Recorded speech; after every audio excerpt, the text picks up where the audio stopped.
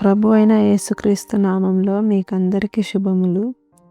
నేటి దిన బైబిల్ వాక్య పఠనము ఫిబ్రవరి 20, 2026. నిర్గమకాండము 1వ అధ్యాయము. ఐగుప్తులోనికి యాకోబుతో వచ్చిన ఇశ్రాయేలీయుల పేర్లు ఏవనగా రూబేను, షిమ్యోను, లేవి, యూదా, ఇశ్శాఖారు, జెబూలూను, బెన్యామీను, దాను, నఫ్తాలి, గాదు, ఆషేరు. వీరిలో ప్రతివాడును తన తన కుటుంబముతో వచ్చెను. యాకోబు గర్భమున పుట్టిన వారందరూ 70 మంది. అప్పటికి యోసేపు ఐగుప్తులో ఉండెను. యోసేపును అతని అన్నతమ్ములందరూ ఆ తరము వారందరూ చనిపోయిరి. ఇశ్రాయేలీయులు బహు సంతానము గలవారై అభివృద్ధి పొంది విస్తరించి అత్యధికముగా ప్రబలిరి. వారున్న ప్రదేశము వారితో నిండియుండెను. అప్పుడు యోసేపును ఎరుగని క్రొత్త రాజు ఐగుప్తును ఏలనారంభించెను. అతడు తన జనులతో ఇట్లనెను: ఇదిగో, ఇశ్రాయేలు సంతతి అయిన ఈ జనము మనకంటే విస్తారముగాను బలిష్టముగాను ఉన్నది. వారు విస్తరింపకుండునట్లు మనము వారి ఎడల యుక్తిగా జరిగించుదుము రండి. లేని ఎడల యుద్ధము కలుగునప్పుడు కూడా మన శత్రువులతో చేరి మనకు విరోధముగా యుద్ధము చేసి ఈ దేశములో నుండి వెళ్ళిపోదురేమో అనెను.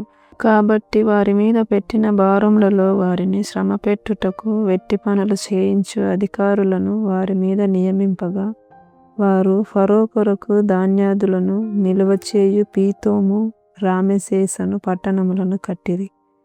అయినను ఐగుప్తీయులు వారిని శ్రమపెట్టిన కొలది వారు విస్తరించి ప్రబలిరి గనుక వారు ఇశ్రాయేలీయుల ఎడల అసహ్యపడిరి. ఇశ్రాయేలీయుల చేత ఐగుప్తీయులు కఠినముగా సేవ చేయించుకొనిరి. వారు ఇశ్రాయేలీయుల చేత చేయించుకొనిన ప్రతి పనియు కఠినముగా ఉండెను. వారు జిగటమంటి పనిలోను, ఇటుకల పనిలోను, పొలములో చేయు ప్రతి పనిలోను కఠిన సేవ చేయించి వారి ప్రాణములను విసికించిరి.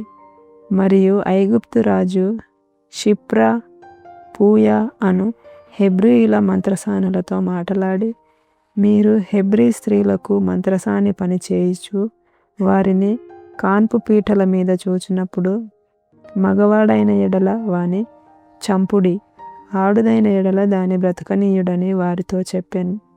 అయితే ఆ మంత్రసానులు దేవునికి భయపడి ఐగుప్తు రాజు తమకు ఆజ్ఞాపించినట్లు చేయక మగపిల్లలను బ్రతకనీయగా, ఐగుప్తు రాజు ఆ మంత్రసానులను పిలిపించి, మీరెందుకు మగపిల్లలను బ్రతకనిచ్చితిరి? ఈ పని ఎలా చేసితిరి అని అడిగెను.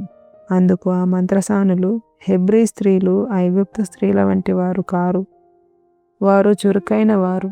మంత్రసాని వారి యొద్దకు వెళ్ళక మునిపే వారు ప్రసవించి యుందురని ఫరోతో చెప్పిరి. దేవుడు ఆ మంత్రసానులకు మేలు చేసెను. ఆ జనం విస్తరించి మిక్కిలి ప్రబలెను. ఆ మంత్రసానులు దేవునికి భయపడినందున ఆయన వారికి వంశాభివృద్ధి కలుగజేసెను. అయితే ఫరో, హెబ్రీయులలో పుట్టిన ప్రతి కుమారుని నదిలో పారవేయుడి, ప్రతి కుమార్తెను బ్రతకనీయుడి అని తన జనులందరికీ ఆజ్ఞాపించెను.